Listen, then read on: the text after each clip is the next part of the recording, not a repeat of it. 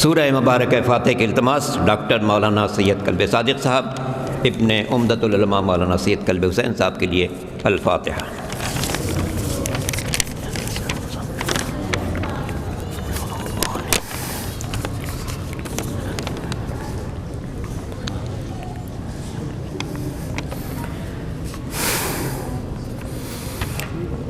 اور اسی موقع پر سورہ فاتح کے التماس کیپٹن تحور حسین رضوی ابن عرفان حسین ابن تصور حسین عبدالعزیز میمن ابن عبدالحکیم علیم النساء بنت عسکری حسین تحسین فاطمہ علمہ عرف ملکہ بنت نذیر الحسن آفتاب حسین ابن افضال حسین مہتاب حسین ابن افضال حسین رفیق احمد رضوی ابن محمد صغیر اصغر علی ابن غلام رسول نرجس خاتون زوجہ عابد حسین مرحوم عابد حسین ابن ہادی حسین معظم حسین ابن غلام محمد اعجاز فاطمہ بنت ارتضیٰ حسین اور سرور بیگم بنت نقی مرزا کے لیے الفاتحہ۔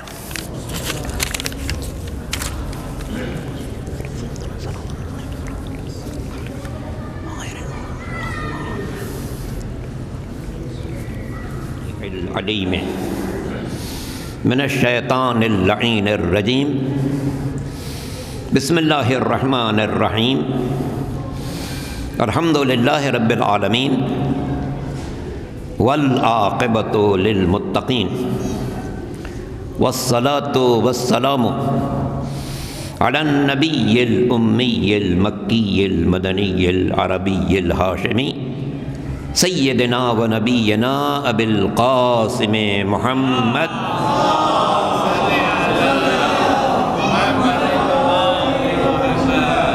وآلہ الطیبین الطاہرین المعصومین مظلومین الغر المیامین الذین اذهب اللہ عنہم الرجس وطہرہم تطہیرا۔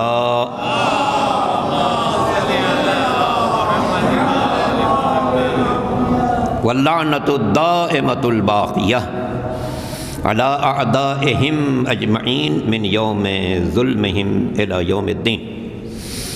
اما بعد فقد قال اللہ سبحانہ وتعالی فی محکم کتابہ الکریم وقولہ الحق بسم اللہ الرحمن الرحیم یرفع اللہ الذین آمنوا منکم والذین اوتوا العلم درجات۔ درود پڑھ لیں محمد وعلیہ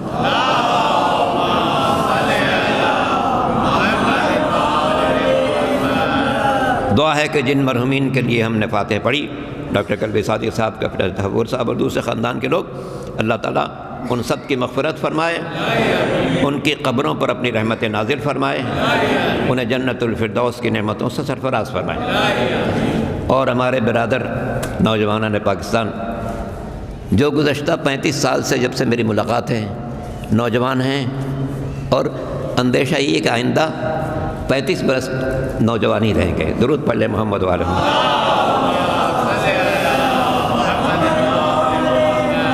چونکہ بظاہر انہوں نے طے کر رکھا ہے کہ اپنی نوجوانی کو برقرار رکھیں گے۔ اللہ تعالیٰ یہ ماشاءاللہ مسلسل خدمت کرتے ہیں، مجلس رضا کا اہتمام کرتے ہیں اور نظر کا اہتمام کرتے ہیں، بندگان خدا کے لیے فیض کے لیے دریا جاری کرتے ہیں، بہت بڑی خوبیوں کے مالک ہیں۔ اللہ ان کو صحت کے ساتھ اسی طرح آئندہ نوجوان ہی رکھے۔ درود پڑھ لیں محمد وعلیہ محمد۔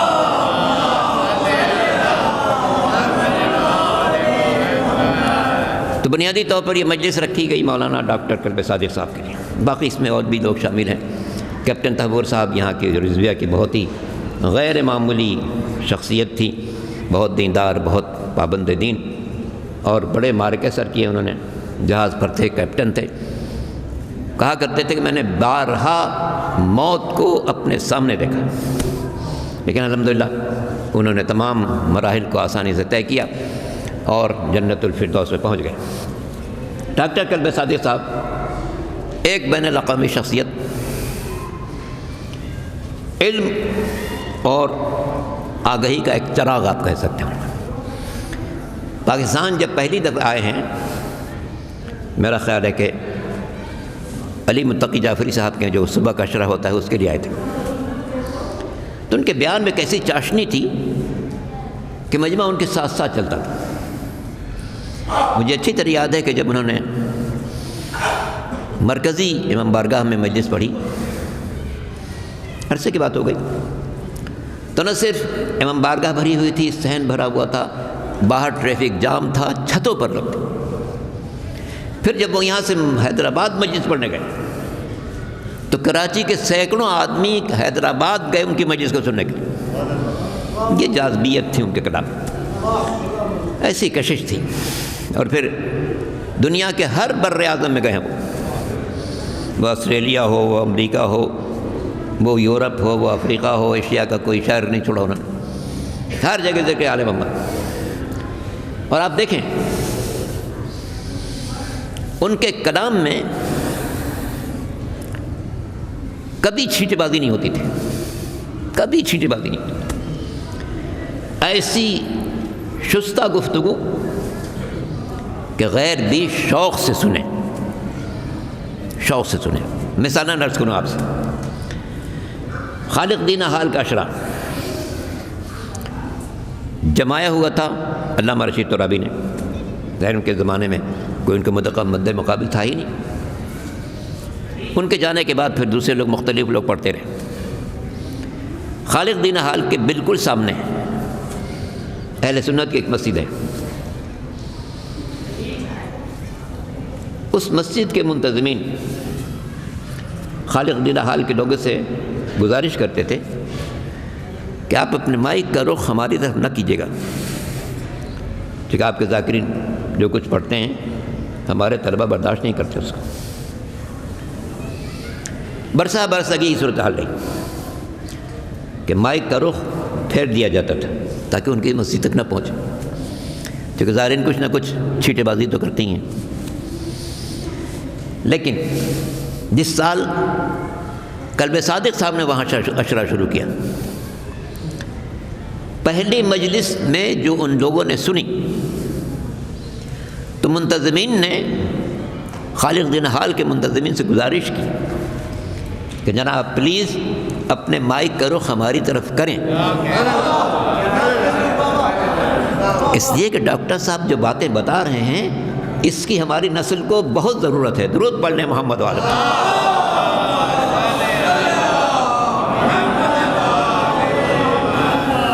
یہ ہے قدرت کلام، انتہائی قادر الکلام انسان کہ جو غیروں کو جذب کرے اپنی طرف۔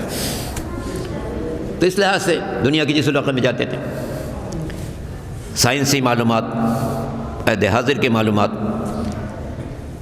امریکہ میں فلوریڈا ایک اسٹیٹ ہے، اس سے ایک چھوٹا سا شہر ہے کسیمی۔ امریکہ میں مجھے جہاں اطلاع ملتی تھی کہ صاحب موجود ہیں، میں ضرور پہنچتا تھا ان سے ملاقات کی۔ مجھ سے کہہ رہے تھے کہ میاں آپ مجھے ہر جگہ ڈھونڈ لیتے ہیں۔ تو کسیمی شہر میں مجلس پڑھ رہے تھے، تو ان کی مجلس دوپہر کو تھی، مجھے رات کو پڑھنی تھی، تو ان کی مجلس میں شریک ہوا۔ میں کیا عرض کروں آپ سے، انہوں نے دین کی ایسی خوبصورت تصویر پیش کی جو جوانوں کو اٹریکٹ کرنے والی تھی، انہیں سمجھانے والی تھی کہ دین نہ صرف کل کے انسان کی ضرورت تھا، آج بھی ہے، قیامت تک رہے گا۔ درود پڑھنے محمد والے۔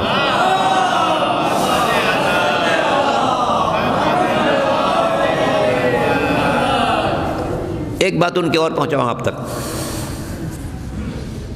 ہندوستان میں ایک بہت بڑا بین المذاہب اجتماع تھا، عیسائی، پارسی، ہندو، مسلمان اور کئی مذاہب کے لوگ تھے، غیر معمولی اجتماع تھا۔ اس میں ڈاکٹر قلب صادق صاحب بھی تھے، مدعو تھے۔ چونکہ پروگرام بہت وسیع تھا اور مقرر بہت تھے، تو ہر مقرر کے لیے 10 منٹ معین تھا۔ قلب صادق صاحب گئے دائز پر، انہوں نے 9 منٹ تقریر کی، گھڑی رکھ دی دائز پر۔ تو آپ کو پتہ ہے کہ وہ وقت کے انتہائی پابند انسان تھے۔ وہ بانی مجلس سے کہتے تھے کہ میرے جو بیٹھنے کا وقت ہو وہ لکھیے گا اور میں اسی پر بیٹھوں گا، چاہے کوئی آیا ہو نہ ہو، میں اسی پر بیٹھوں گا۔ خیر، تو ان کو بھی 10 منٹ ملا تھا، انہوں نے گھڑی اسٹیج پر رکھ دی، تقریر شروع کی۔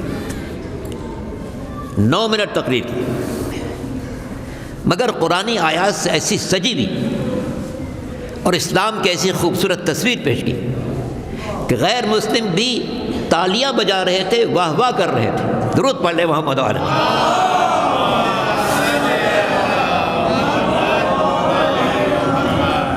اور سب اعتراف کر رہے تھے کہ اگر یہی اسلام ہے جو آپ پیش کر رہے ہیں تو دنیا کے کسی انسان کو اس پر کوئی اعتراض ہو ہی نہیں سکتا. درود پڑھ لیجیے محمد والا.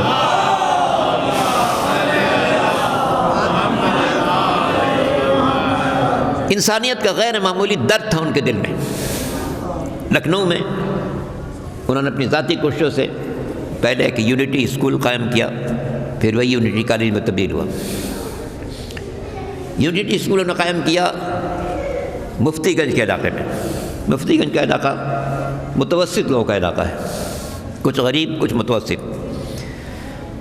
اسکول قائم کیا اسٹینڈرڈ کا، انگلش میڈیم، یونیفارم، کلاس، یہ وہ سب کچھ اپ ٹو ڈیٹ.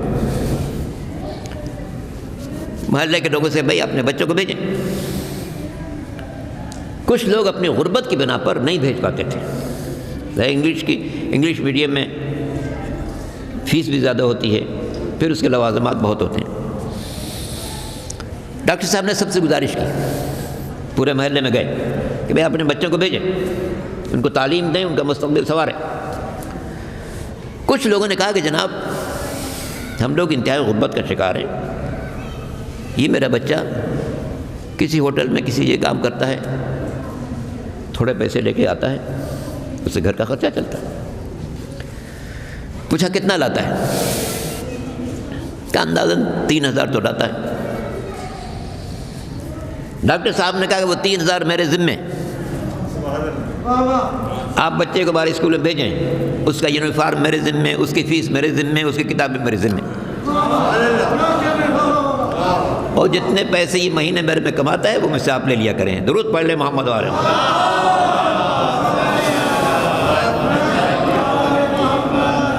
کہاں ملے گا ایسا مخلص رہنما؟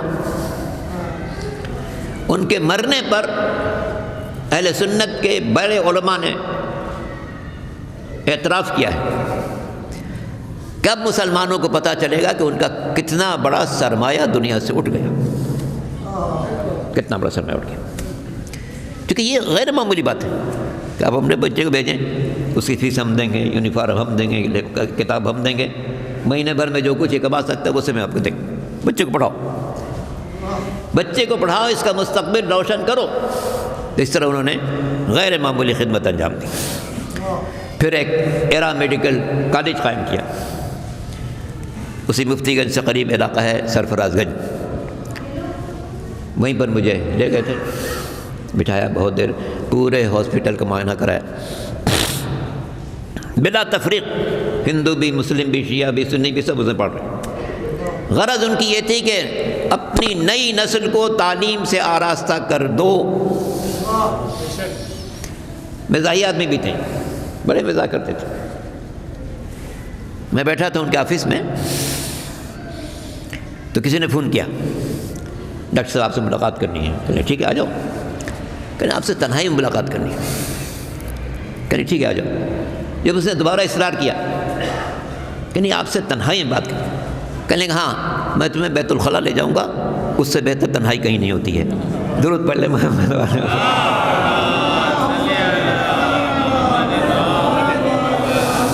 بہت عظیم انسان تھا. جب آپ کو یاد ہے کہ آج سے 10 برس پہلے تک وہ یہاں نیشنل پارک کے جلسے میں بھی آیا کرتے تھے. خاص طور سے حکیم سعید سے ان کی بہت ہی دیرینہ دوستی تھی، بہت دوستی تھی. اور ان کے جو ہمدرد یونیورسٹی ہے اس کے افتتاح میں بھی آئے تھے، ویسے بھی ان کے پاس آتے رہتے تھے. اور اکثر نیشنل پارک میں یوم علی کے جلسے میں حکیم سعید اور وہ ساتھ ساتھ بیٹھتے تھے، چونکہ دونوں علم و دانش کا ایک ذخیرہ تھے. حکیم سعید بھی غیر معمولی شخصیت نہیں تھے. علم اور اس کے ساتھ جو ان کی سادگی تھی، جو بندگان خدا کے ساتھ ان کا سلوک تھا، وہ غیر معمولی تھا. ایک بات اور ذہن میں رکھیے گا، ان کے نام کے ساتھ جو لکھا جاتا تھا ڈاکٹر، یہ کوئی ہومیوپیتھک ڈاکٹر نہیں تھے، ایلوپیتھک بھی ڈاکٹر نہیں تھے، پی ایچ ڈی ڈاکٹر تھے.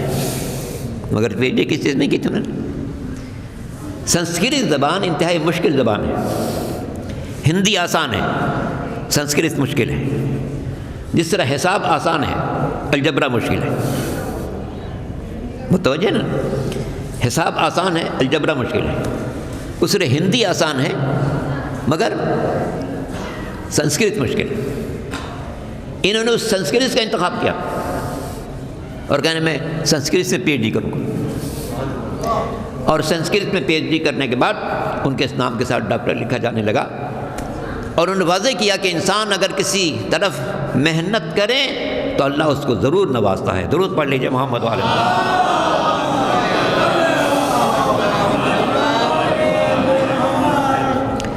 تو اس طرح انہوں نے ہر طبقے میں غیر معمولی مقبولیت حاصل کی۔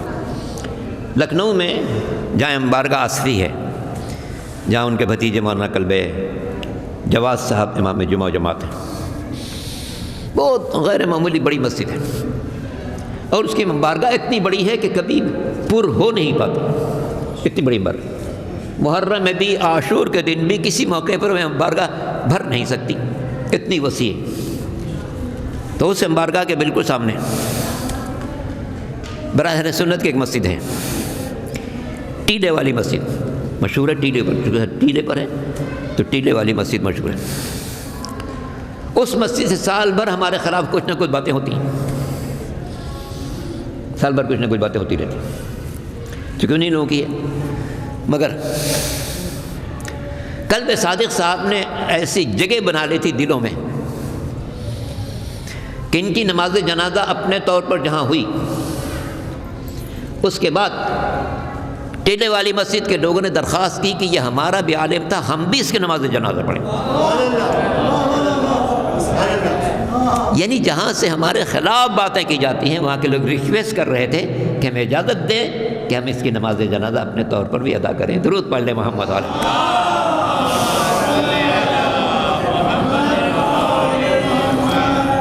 آخری بات جو ان کی بصیرت کی علامت ہے، بہت بابصیرت آدمی تھا۔ چاند کا، رمضان اور عید کی چاند کا خود اعلان کر دیتے تھے۔ مثلا 16 رمضان کو اعلان کر دیا، 22 رمضان کو اعلان کر دیا فلاں دن عید ہوگی، اور تمام ملک کے شیعہ مطمئن ہوتے تھے کہ اسی دن عید ہوگی جس دن کہہ رہے ہیں۔ یہ ان کا ایک خاص ہنر تھا، فلکیات پر اتنی نگاہ تھی کہ جو پیشگوئی کرتے تھے بالکل اسی کے مطابق چاند ہوا کرتا تھا۔ بندگان خدا کا ایک غیر معمولی درد ان کے دل میں تھا، اور پوری مہم یہ تھی کہ ہماری نسل علم سے مالا مال ہو جائے، علم سے مالا مال ہو جائے۔ اس کے ساتھ بصیرت کیسی تھی؟ بستر پر تھے، کافی دنوں سے بیمار چل رہے تھے، میرا خیال ہے کوئی 2.5-3 سال سے وہ بیماری کے سبب گھر نہیں گئے، ہاسپٹل ہی میں رہتے تھے۔ ایک کمرہ ان کا ہاسپٹل میں تھا، اسی میں رہتے تھے تاکہ ڈاکٹر ہر وقت ان کو دیکھ بھال کر سکے۔ ابھی جب محرم آ رہا تھا تو لوگوں نے کہا کہ جناب اس سال کورونا کی بڑی مشکلات ہیں، کیسے ہوگا؟ تو انہوں نے برجستہ کہا کہ جناب کورونا شرونا کچھ نہیں، عزاداری اپنے شان سے ہوگی۔ درود پڑھ لیں محمد علیہ۔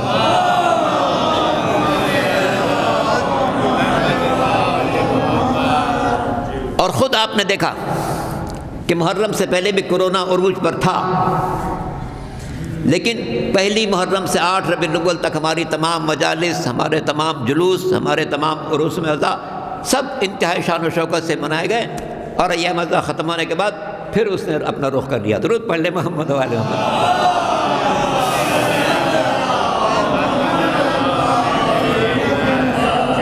اسی لیے ہمیں یقین ہے کہ عزاداری مظلوم کربلا کو کوئی دنیا کی طاقت روک نہیں سکتی، کوئی طاقت روک نہیں سکتی۔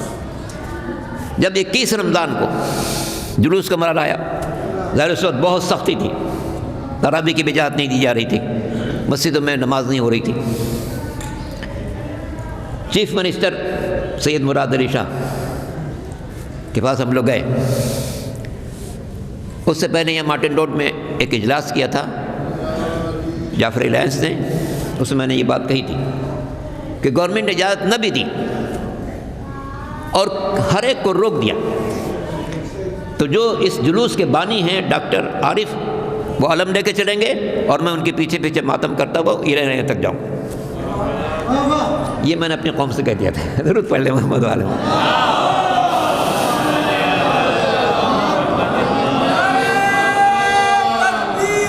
اللہ اکبر۔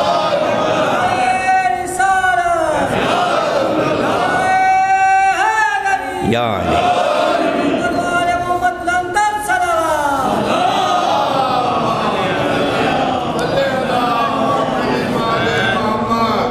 پھر جب چیف منسٹر کے ساتھ ایک نشست ہوئی تو ہم نے کہا جناب چیف منسٹر صاحب، ملک کے جتنے بھی چیف منسٹر ہیں ان میں صرف آپ کے نام کے ساتھ سید لکھا جاتا ہے. سید مراد علی شاہ پنجاب کے ہیں، عثمان بزدار ہیں، بلوچستان کے کوئی کمال صاحب ہیں، سرحد کوئی اور ہیں، اب بی جے کے کوئی اور ہیں. میں نے کہا جناب آپ نے غور کیا ہے کہ ملک میں جتنے چیف منسٹر ہیں ان میں صرف آپ کے نام کے ساتھ سید لکھا جاتا ہے، اور کوئی شخص سید ہو ہی نہیں سکتا اگر علی کی اولاد نہ ہو. سید وہی ہے جو حضرت علی کی اولاد ہے. بڑی غور سے میری بات سنتا رہا. میں نے کہا یاد رکھیے کوئی شخص سید ہو ہی نہیں سکتا جب تک کہ حضرت علی کی اولاد نہ ہو. آپ کے نام کے ساتھ سید لکھا جاتا ہے، آپ اس کا مطلب حضرت علی کے اولاد ہیں.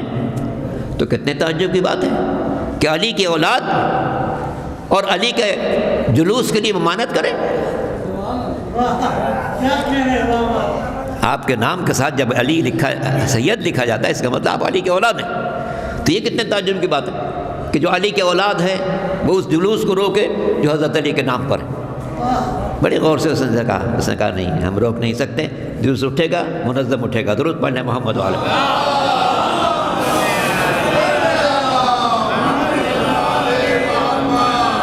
تو عزادار یہ مظلوم کربلا کل بھی زندہ تھی، آج بھی زندہ ہے، قیامت تک زندہ رہے. اس سے کس کی بنیاد ثانیہ زہرا جناب زینب کبریٰ سلام اللہ علیہا نے رکھی.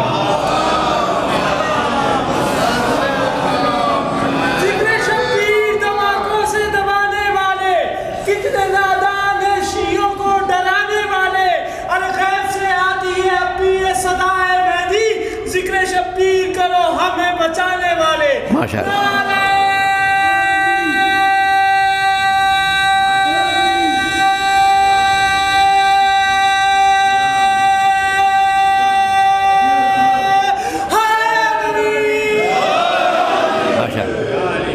سچ یہی ہے، ذکر شبیر کرو ہم ہیں بچانے والے. تو جو پردے غیب میں موجود ہے وہ ہماری سرپرستی کر رہا ہے، بدترین حالات میں بھی جلوس زندہ رہا.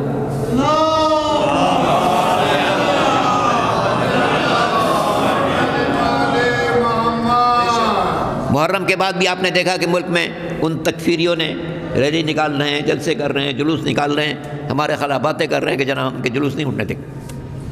مگر اس وقت میں نے اپنے تنظیمی جوانوں سے بات کہی تھی کہ یاد رکھو دنیا کی کوئی طاقت ہمارے جلوس کو روک نہیں سکتی. اور دنیا نے دیکھ لیا کہ اس سال جو چہلم کا جلوس ہے وہ ماضی کے ہر جلوس سے بارونق تھا.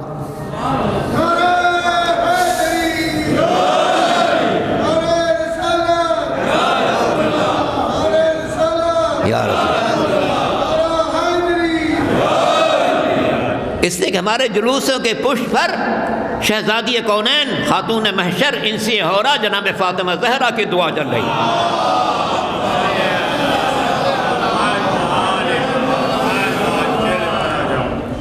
1965 میں جب میں جامعہ میں پڑھتا تھا تو یہیں پر ایک اجلاس ہوا تھا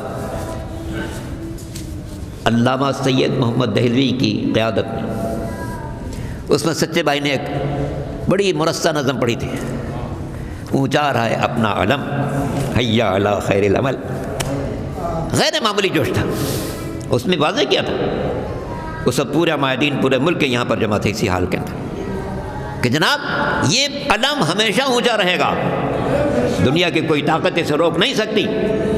عباس نامدار کا، اور کسی شاعر نے نجمہ افندی نے کبھی کہا تھا عباس نامدار کا علم لے کے جائیں گے ہم چاند پر حسین کا غم لے کے جائیں گے.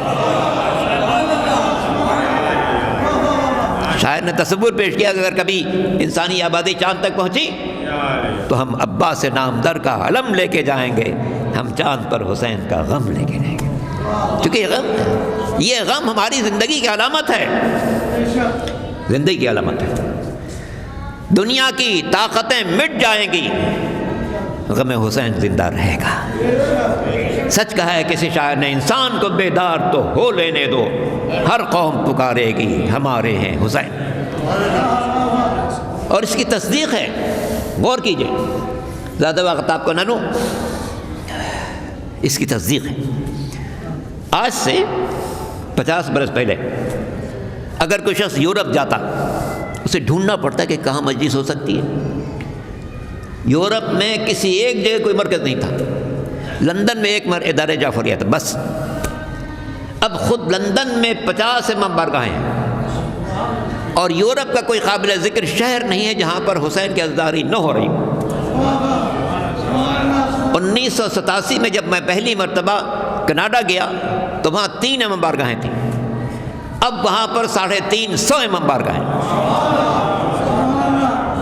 امریکہ میں 1990 تک 9 امام بارگاہیں پورے ملک میں تھیں، اب ایک ایک شہر میں 10 11 امام بارگاہیں ہیں۔ درود پڑھنے محمد والے۔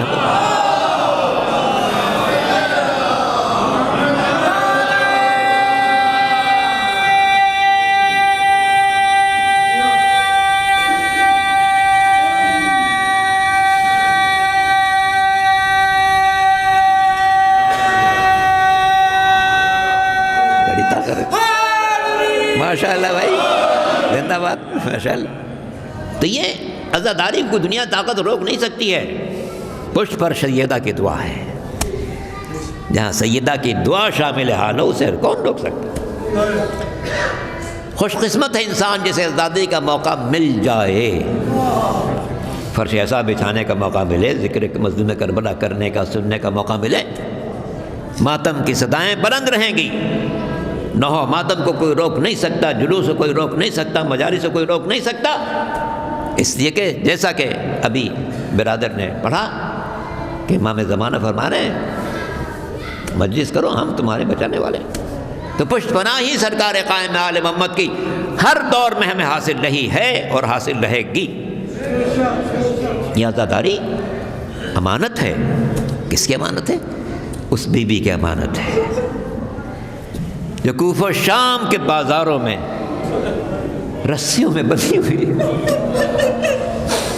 عزیزان محترم، آج اگر کسی شریف زادی کو رسیوں میں جکڑ کر بازاروں سے گزارا جائے تو پورا ملک ہل جائے گا۔ ارے کیسا غضب کر رہے ہو، اتنی شریف زادی ہے، اس کو رسیوں میں جکڑ کر لے جا رہے ہو۔ مگر اللہ رسول کی اولاد ہے، رسیوں میں جکڑی ہوئی ہے۔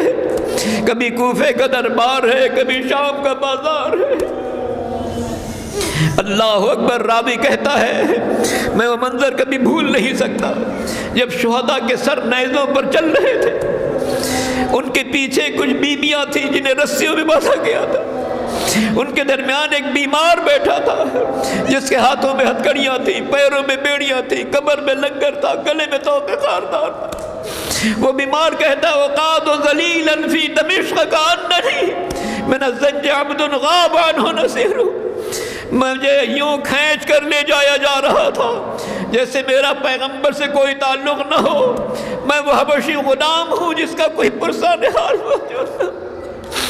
اللہ اکبر۔ عزیزان محترم، یہ مجالس بڑی قیمتی ہیں۔ واقعہ کربلا کے بعد اگر کوئی شخص چوتھے امام کو کہیں بلاتا تھا، امام نہیں جاتے تھے، مگر جب کوئی کہتا تھا مولا ہم نے آپ کے بابا کی مجلس رکھی ہے، میرا امام مجلس میں شرکت کے لیے تشریف لے جاتے تھے۔ ایک ایسے ہی روز جب امام گھر سے نکلے مجلس میں شرکت کے لیے، مدینے کا بازار کھلا ہوا تھا۔ لوگوں نے جب امام کو آتے ہوئے دیکھا، بازار کو بند کرنا شروع کیا، کہیں ایسا نہ ہو امام مدینے کا بازار دیکھے اور شام کا بازار یاد آ جائے جہاں محمد کی نواسیوں کو زنجیروں میں جکڑا گیا تھا، رسیوں میں باندھا گیا تھا۔ دکانداروں نے دکانوں کو بند کرنا شروع کیا۔ ان دکانوں میں ایک قصاب کی بھی دکان تھی جس سے اسی وقت ایک جانور کو ذبح کیا تھا۔ امام جب اس کے قریب پہنچے کہا اے شخص میں جانتا ہوں تو قصاب ہے، تیرا کام جانوروں کو ذبح کرنا ہے، بس اتنا بتا دے اس جانور کو ذبح کرنے سے پہلے پانی پلایا تھا؟ اس نے کہا مولا ہم آپ کے جد کی شریعت کے پابند ہیں، جب کسی جانور کو ذبح کرنا ہو پہلے اسے دانہ کھلاتے ہیں، پھر پانی اس کے منہ کے سامنے لے جاتے ہیں، جب وہ پانی سے سیراب ہو جاتا ہے تب ہم اسے ذبح کرتے ہیں۔ بس یہ سننا تھا۔ امام نے کربلا کی طرف رخ کیا، ہائے بابا جانور کو ذبح کریں تو تو پانی پلاتے ہیں، مگر میرا بابا آخر وقت تک 3 گھونٹ کے لیے ترستا رہ گیا۔ کوئی ایسا نہ تھا جو مظلوم کو ایک قطرہ آب پیش کرتا۔ اجرکم اللہ عزیزان محترم، آپ ڈاکٹر قلب صادق صاحب کے جنازے کو دیکھ چکے ہوں گے، سوشل میڈیا کے ذریعے دیکھا ہوگا، لاکھوں کا مجمع چل رہا ہے، اس لیے کہ ذاکر حسین جا رہا تھا۔ اے ذاکر حسین، آپ کے جنازے میں لاکھوں افراد موجود تھے، مگر ہائے حسین ابن علی، کربلا کی زمین پر لاشا پڑا ہوا ہے۔ عجب نہیں، راوی کا بیان پر کہتا ہے میں نے دیکھا خیمے جل رہے تھے، بیبیاں ایک خیمے سے دوسرے خیمے میں چلی جاتی تھی، یہاں تک کہ 8 خیمے جل گئے، 9واں خیمہ باقی رہ گیا، ساری بیبیاں اس خیمے میں جمع ہو گئی۔ اب ظالموں نے اسے بھی آگ لگا دی۔ تو جناب زینب نے بیمار کربلا سے پوچھا، اے بیٹا تم بتاؤ امام وقت ہو، ہم اسی خیمے میں رہیں یا باہر نکل جائیں؟ امام نے فرمایا پھپھی جان باہر نکل چلیے۔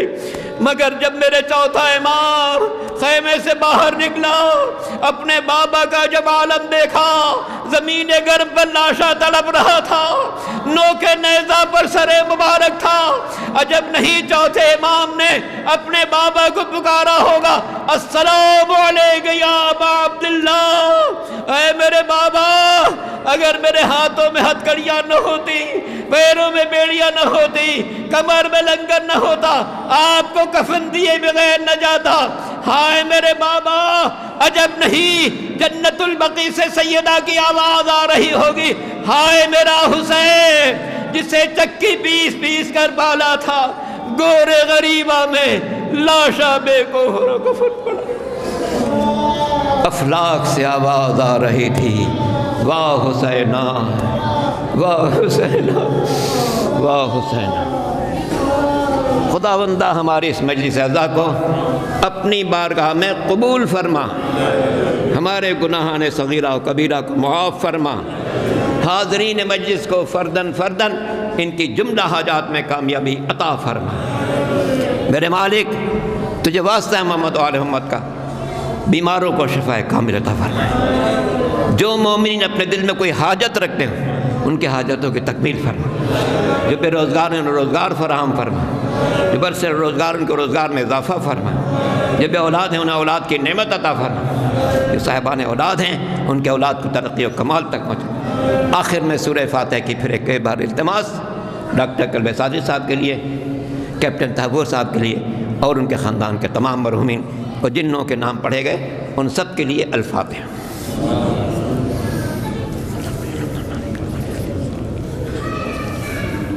ائمہ طاہرین 14 معصومین کا واسطہ ان مرحومین کی قبروں پر اپنی رحمت نازل فرما، ان سب کی مغفرت فرما، اہل خاندان کو صبر جمیل کرامت فرما، روز محشر محمد و آل محمد کی شفاعت نصیب فرما، اور یہ کرونا جس نے دنیا کو پریشان کر رکھا ہے اس سے ہر مومن ہر مومنہ اہل وطن اور تمام انسانیت کو محفوظ فرما۔